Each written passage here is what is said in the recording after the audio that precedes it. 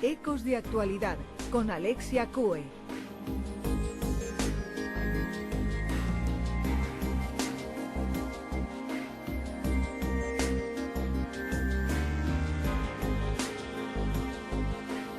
Seis y 36 minutos, es el momento de dar voz a todos aquellos padres, hombres en general, que se sienten maltratados, discriminados por esta injusticia, que además ven cómo sus derechos cada vez son mermados de manera más incisiva, cómo se les despoja, como siempre decimos, absolutamente de todo, hasta de lo más valioso para todos ellos, sus hijos, pero incluso cómo algunos se convierten en víctimas que se equiparan en cuanto a su concepción policial y judicial, pues para que se hagan una idea, a delincuentes de la talla de, bueno, pues terroristas, bandas organizadas, en fin.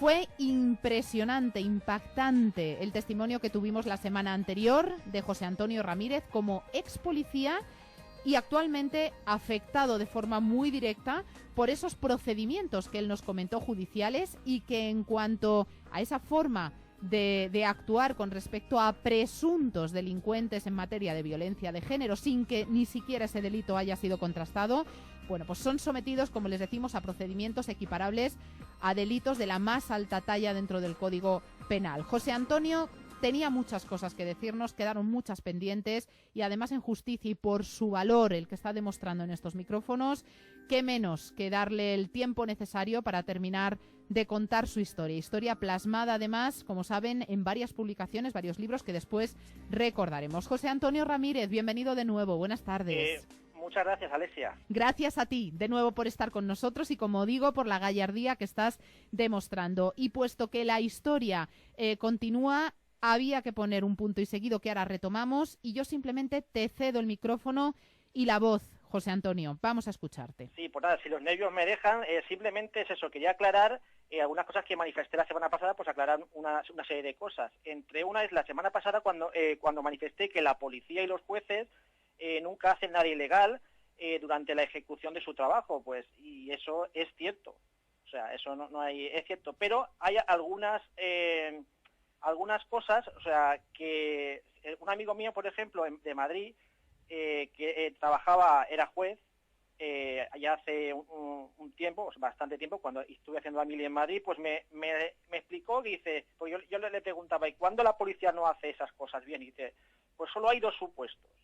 Uno es cuando el resultado les afecta directamente y o les pone en evidencia algún tipo de ilegalidad que han hecho ellos mismos, o de un compañero o compañera, lo que se suele llamar corporativismo.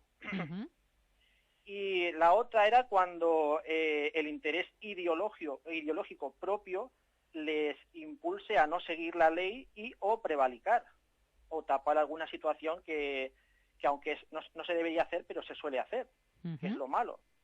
Está claro que se hace, puesto que existe ese delito de prevaricación tipificado. Sí, no, eso es indiscutible. Y muchas veces, además lo vemos directamente en las noticias, no hace falta dar mucha vuelta.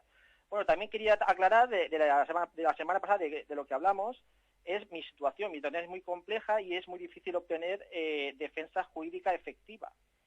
Cuando el primer interesado en que no que no obtenga esta justicia es el que la imparte. Pues eso es mi sensación. Esto me ha obligado a tener que poner en evidencia las irregularidades existentes, o llamémoslas deficiencias del sistema jurídico, cuando estas son movidas por una ideología presuntamente fascista, se podría llamar, o no, ya veremos, o sea, presuntamente fascista. Y aún teniendo pruebas evidentes, las cuales están colgadas en Internet, como he hecho, estas son casualmente invalidadas o presuntamente, no, son invalidadas, de hecho. Por tanto, o sea, en este caso por la jueza de instrucción que cogió mi caso, uh-huh, que en su auto simplemente se adhirió a lo que manifestaba la señora fiscal, que se supone que es la que tiene que defender los derechos del que es ofendido. O sea, los derechos tanto constitucionales, al honor, la intimidad, etcétera. Uh-huh. Salvo que para su decisión influyese otra ideología que no conozcamos y posiblemente no sujeta a derecho. Además, presentando el recurso en la audiencia provincial, dos juezas y un juez también dieron mi intento por infructuoso. eliminando así mi defensa efectiva, porque al fin y al cabo lo que buscamos siempre es la defensa efectiva. En el código, la Constitución siempre se habla de defensa efectiva, si no, no vale. Es decir, si está mermada por algún tipo de ideología o otra cosa. Porque, perdón, José Antonio, discúlpame, solo una interrupción. ¿Sí? Tú estás condenado, entra en el grado de detalle que tú consideres, pero ¿tú estás condenado formalmente por algún delito relacionado con la violencia de género o cualquier otro? En mis 37 años no tengo ningún delito a mis espaldas.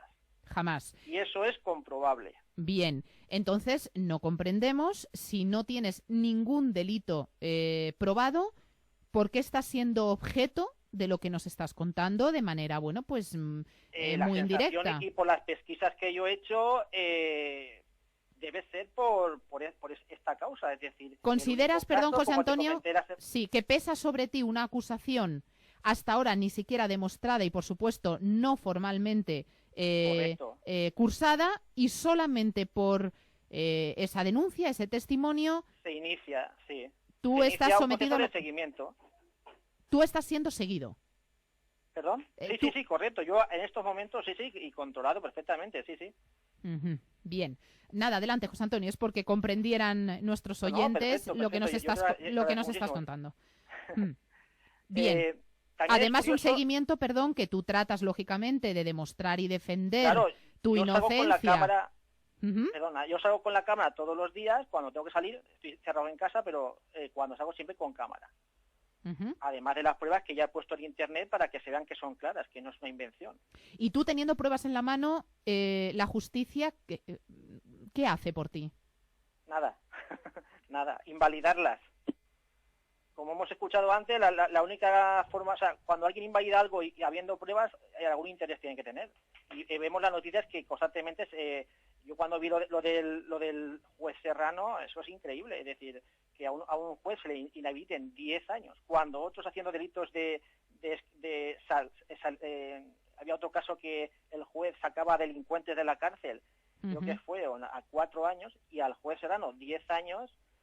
Algo ideológico hay detrás, no parece una sentencia justa. De ahí los comentarios que nos estás haciendo, José Antonio. Es decir, estamos hablando ya de unas leyes que de por sí se han creado bajo un interés ideológico de unos pocos y que por tanto son indefendibles. Correcto. Por eso lo curioso para mí es que para iniciar un seguimiento solo se necesite verbalizarlo. Y para defender la presunción de inocencia y la defensa de los derechos fundamentales con pruebas que me las invaliden, y además todo esto, o sea, sin ningún tipo de defensa de mis derechos efectiva.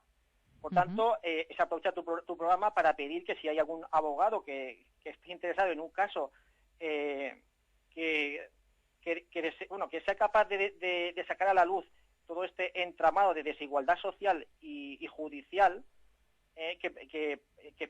y presuntamente ideológica feminista se podría llamar, que llevan al fin y al cabo a estas injusticias, y solo ponen en evidencia a los mismos policías que hacen bien su trabajo, a los mismos jueces que hacen bien su trabajo, que están acallados porque no pueden hablar, o sea, porque si no te pasará lo mismo que a juez Serrano, y ponen evidencia incluso la democracia de un Estado. Es decir, o sea, se podría convertir en un Estado, en vez de demócrata, en un Estado fascista. Es decir, que toda la gente viviera con miedo de, uy, ¿y si me denuncia la mujer? ¿Y si me denuncia la amiga que tal y cual y después me hacen? Porque esta ley, además, da un amplio... O sea, te pueden amenazar con que te van a utilizar esa ley en tu contra y tú hacer una reacción y luego te metan en la cárcel. Es decir, que se puede utilizar como para incentivar la violencia. Es más, en algunos sitios he oído que no le llaman la ley de violencia de género, le llaman la ley de género-violencia, aunque parezca extraño. Qué buen matiz. No, sí, le llaman la ley, te puedo explicar en un segundo, que no tengo preparado. Es decir, le llaman la ley de género-violencia porque si vemos la estadística muy sencilla es de los suicidios de mujeres, por ejemplo, entre 1998 y el 2003, un poquito antes de la ley de violencia de género, eran 627. Y después de la violencia de género, los suicidios de mujeres eran 667, o sea que subieron solo 40. 40 cada año aumentaron los suicidios de mujeres. Pero en los suicidios de hombres vemos una peculiaridad, y es que desde 1998 hasta 2003, o sea, antes de la ley de violencia de género, mueren 1.752 hombres. Y después de la violencia de género, en el 2004 al 2010, no tengo hasta el 2012, lo siento, pues lo que se ve es que después mueren al año 2.157 personas. Lo que quiere decir que son casi 400 hombres más mueren por suicidio a partir de la ley de violencia de género. Eso me parece que es generar violencia, y la causa está clara, porque si las mujeres la creación de esa ley no les influye y siguen el mismo nivel de suicidios, ¿cómo puede ser que los hombres se multiplique a partir de esa ley? Pues tiene una acción-reacción. Es lógico.